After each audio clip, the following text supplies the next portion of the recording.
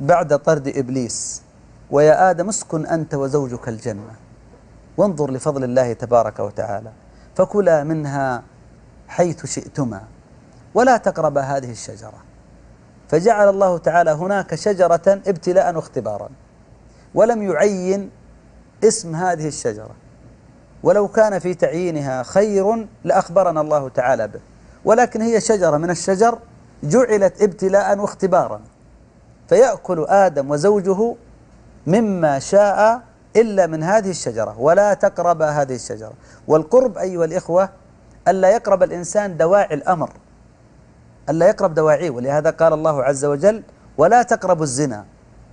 فالإنسان يبتعد عما يدعوه إلى ذلك، الاتصالات المحرمة، النظر المحرم، الصور الخليعة، الأماكن الفتنة، أماكن الباطل، البلاد التي فيها منكرات، كل هذه لا تقترب منها، لأن المقترب منها كالراعي يرعى حول الحمى يوشك أن يقع فيه.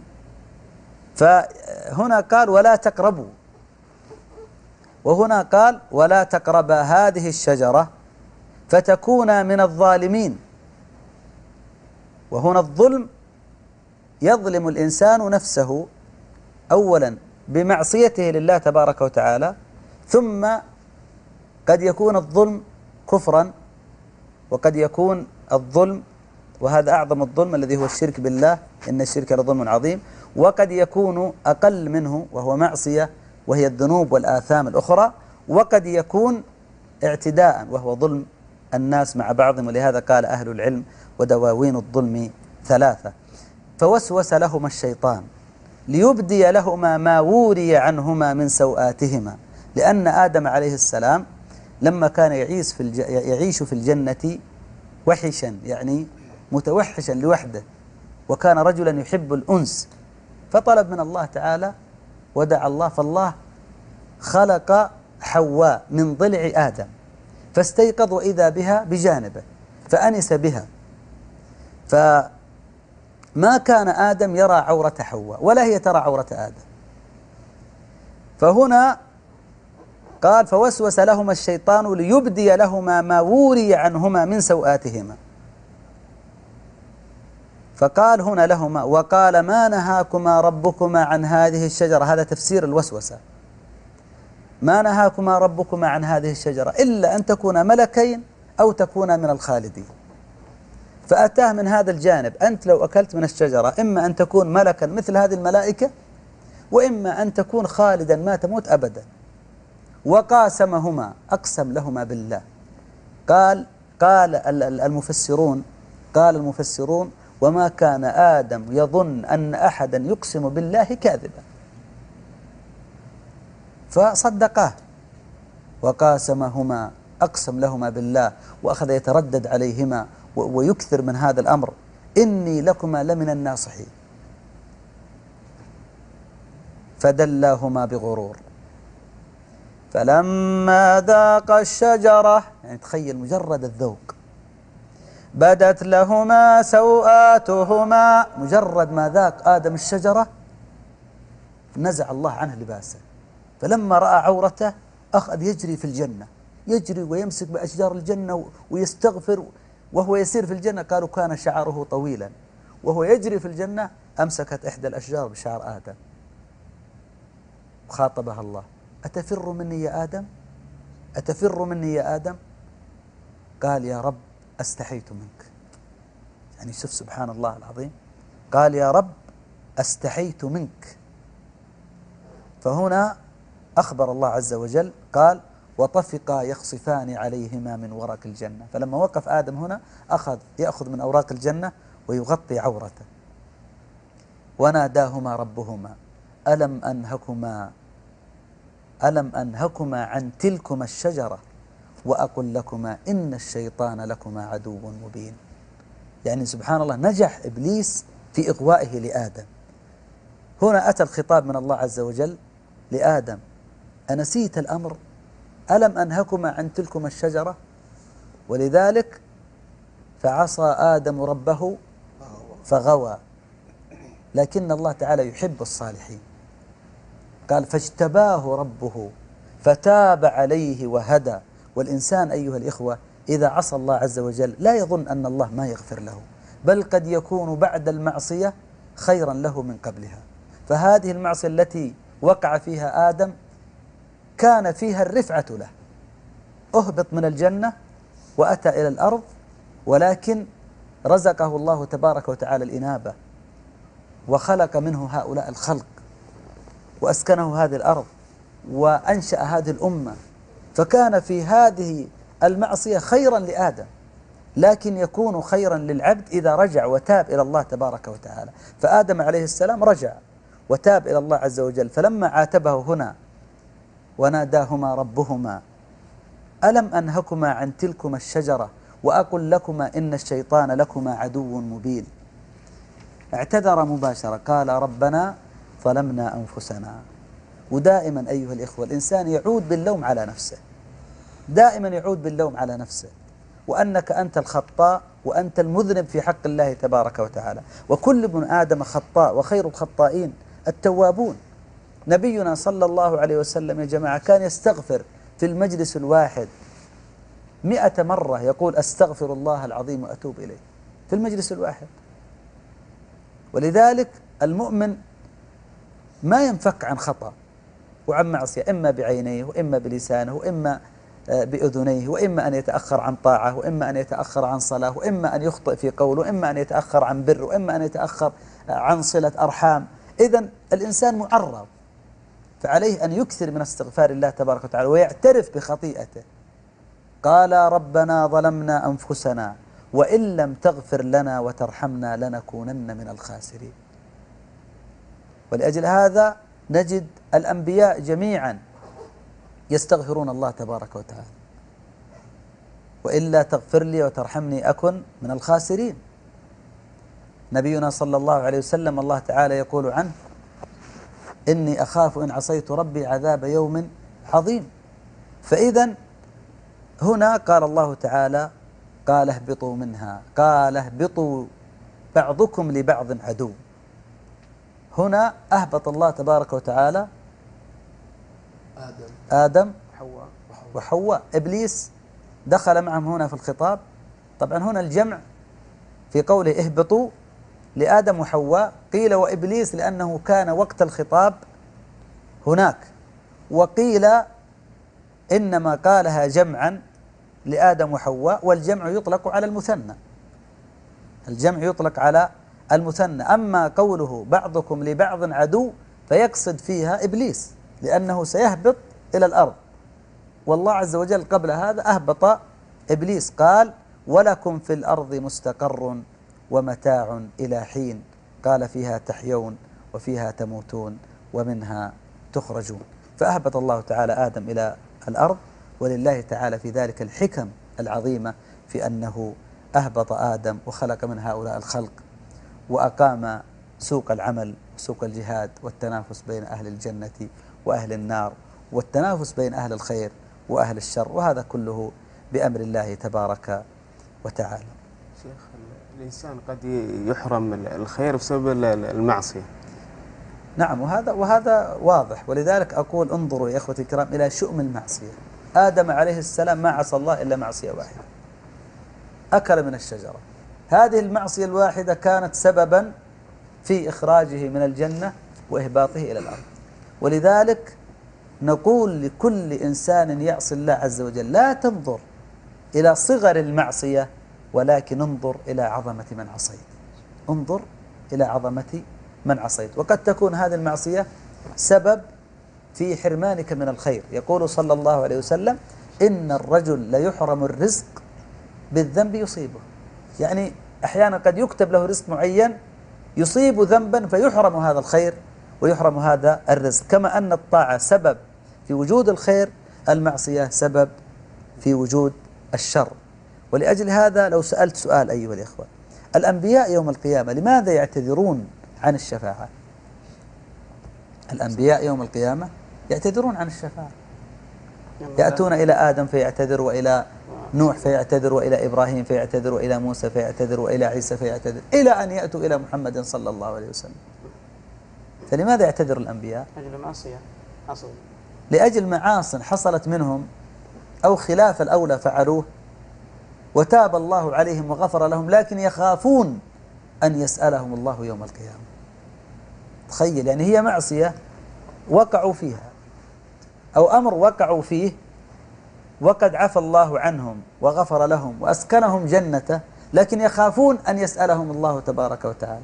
ولذلك قال بعض السلف يقول واسوا أتاه وإن عفوت. يقول واسوا أتاه بمجرد النقاش يوم القيامة إذا سألك الله لماذا عصيتني يا عبدي، يقول هذا في حد ذاته توبيخ، هذا في حد ذاته ألم أن يعاتب، فيقول واسوا أتاه وإن عفوت. فتبقى آلام الذنوب أيها الإخوة والمعاصي، فعلى الإنسان أن يتقي الله عز وجل، وأن يرجع وأن يتوب إلى الله تبارك وتعالى، وأن يبتعد بكل قوة عن كل معصية. وإن وقع في المعصية عليه أن يرجع ويستغفر ويتوب إلى الله تبارك وتعالى، وإن وقع فيها مرة أخرى يرجع ويستغفر ويتوب إلى الله تبارك وتعالى حتى يكون الشيطان هو الأدحر. شيخ الله يحفظك، عندما ذكرت قبل شوي الله يرفع قدرك يعني قضية الاعتراف، أن يعترف الإنسان بذنبه، عندما نتذكر عن قصة أيوب عليه السلام، فلولا أنه كان مسبحين لبث في بطنه إلى يوم يبعثون. والله عز وجل عندما قال في آية الكريمة، قال أيوب قال سبحانك إني كنت من الظالمين. سبحان الله، هنا اعتراف من أيوب عليه السلام أنه كان من الظالمين. فالله أكبر، يعني لو الإنسان دائما يعترف بذنبه ويعترف بتقصيره. صحيح. نسأل الله عز وجل. وهذا ملاحظ حتى في حقوق الناس، يعني أنت لو أتيت إلى إنسان وقلت أنا أخطأت عليك، يعني ويأتيك هو غضبان وتعترف له بالخطأ تجده يسامحك مباشرة.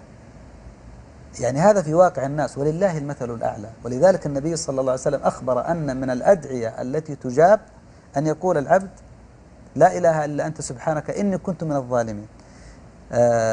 عمر بن عبد العزيز رحمه الله خرج يستسقي بالقوم فقال تعالوا بنا نقول مثل ما قال أبونا وأمنا، مثل ما قال أبونا وأمنا، قال ربنا ظلمنا أنفسنا وإن لم تغفر لنا وترحمنا لنكونن من الخاسرين، فأغاثهم الله تبارك وتعالى. الله. فلذلك يعني اعتراف الإنسان بالذنب، لأن الله تعالى يعلم.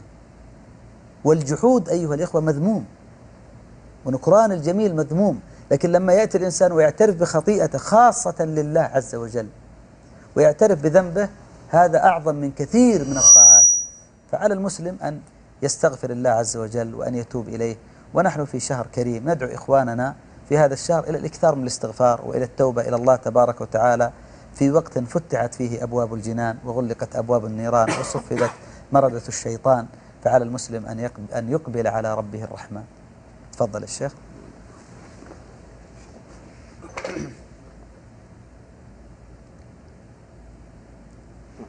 المؤمنون آية 11. سورة المؤمنون آية 12. الآية 12.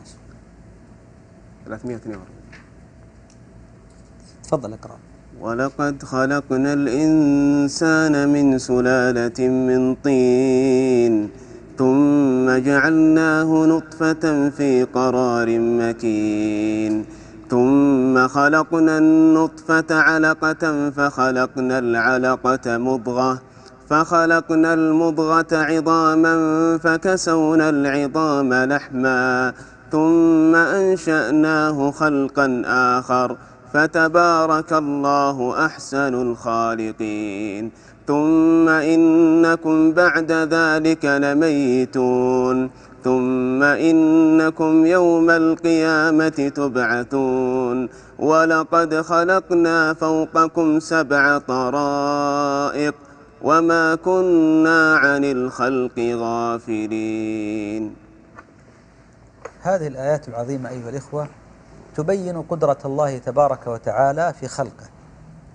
ولقد خلقنا الإنسان من سلالة من طين، مثل ما مر معنا أن إبليس اعترض على أمر الله تعالى في السجود لآدم، قال أنا خير منه خلقتني من نار وخلقته من طين.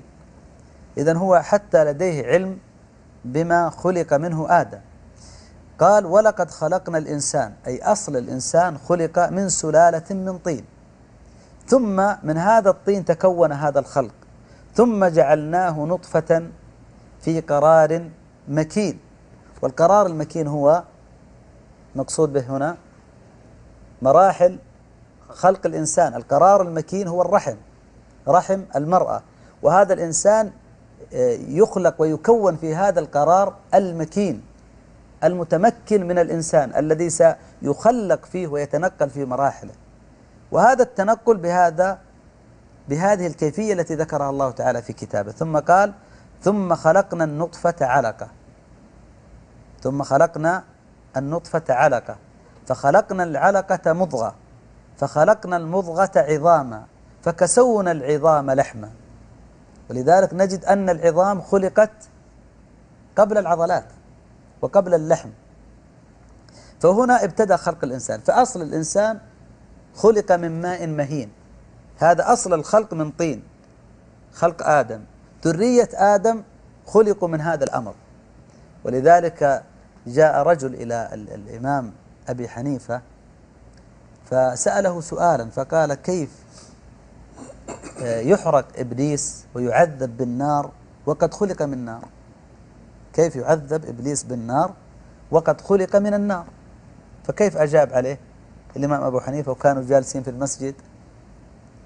فأجاب عليه بإجابة فورية. أخذ جزءا من الطين، تعرفون المساجد القديمة كيف كانت، فأخذ جزءا من الطين فضرب به الرجل في رأسه فسالت الدماء. غضب الرجل وأراد أن يضارب الإمام ومنعه الناس وذهب يشتكيه. فاستدعي الإمام أبو حنيفة، فلما جاء به قال كيف تضرب الرجل؟ قال أنا ما ضربته، رأى إنسان جاي يستفتي وأفتيته.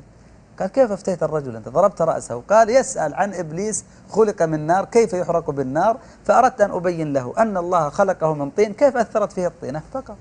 يعني هذه إجابة السؤال الذي سأل عنه. فالشاهد هنا أيها الإخوة أن الله تعالى خلق الإنسان من طين. ثم انظر إلى أطوار الخلق، ولهذا الله تعالى يقول وقد خلقكم أطوارا. هذه الأطوار بعد أن وجد هذه النطفة، وجدت التقاء الحيوان المنوي بالبويضة، آلاف من الحيوانات المنوية ولا تلقح إلا بويضة واحدة. ثم إذا حصل التلقيح وضع في قرار مكين في رحم المرأة. ثم خلقنا النطفة، هذه النطفة من الماء علقة، العلقة قطعة دم صغيرة. ثم خلقنا العلقة مضغة، والمضغة مثل ما يمضغ من الطعام، يعني انظر كيف الصغر مثل اللقمة التي تمضغ. فخلقنا المضغة، هذه المضغة تخلقت عظاما، تطورت هذه المضغة فأصبحت عظاما، يدين وقدمين ورأس وجسم وأضلع ثم كسونا العظام لحما ثم أنشأناه خلقا آخر فتبارك الله أحسن الخالقين. هيئة الإعجاز العلمي قابلوا رجلا عالما كبيرا، سألوه قالوا متى اكتشفتم تطور الخلق؟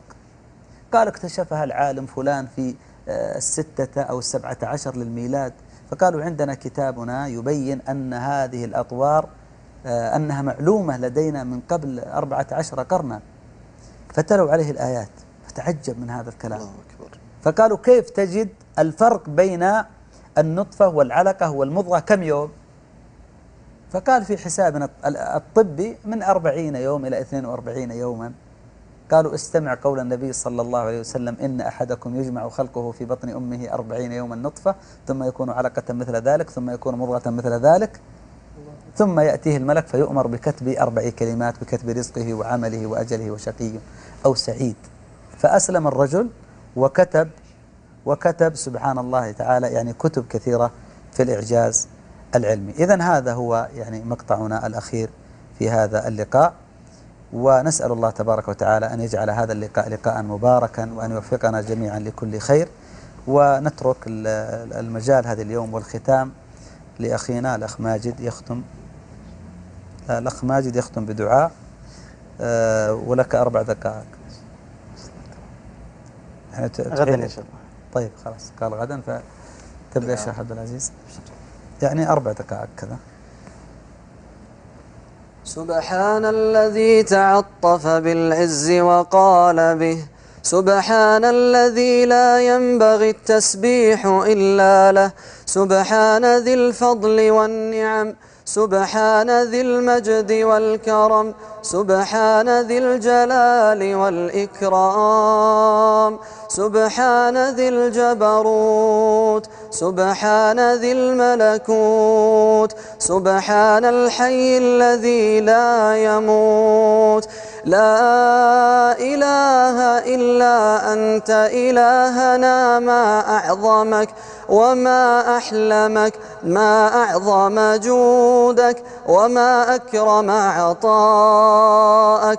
كم من نعمة أنعمت بها علينا قل لك عندها شكرنا، وكم من بلية ابتليتنا بها قل لك عندها صبرنا. فيا من قل عند نعمته شكرنا فلم يحرمنا، يا من قل عند بليته صبرنا فلم يخذلنا.